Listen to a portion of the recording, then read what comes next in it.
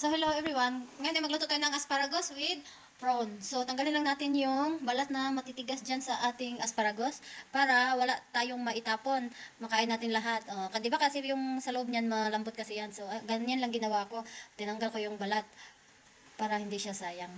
Diba? So, makain natin lahat. Kasi mahal kaya yan. Tapos itapon nyo yung kalahati. Oh, what a waste, diba?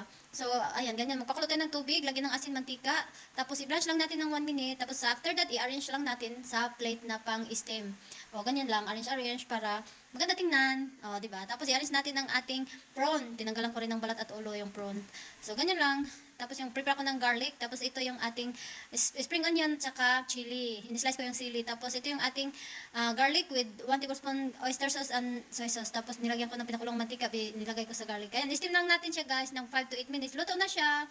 O, di ba mabilis lang. Tapos, napakasarap nito, guys. So, kain na guys. Subukan natin kung anong lasa nito. Ayan, yung ating prawn. Oh, yum. Sobrang sarap, guys. As in, subukan nyo to, guys. Madali lang din lutuin.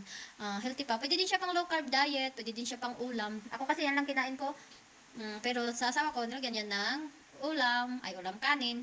So, ayan, pwede na siya double purpose kasi yan siya. So, ayan, madali lang lutuin ang ating asparagus with prawn. Napakasarap, guys, sobrang sarap as in. Diba? So, kain tayo, guys. Thank you for watching and God bless everyone. Salamat sa lahat. Bye!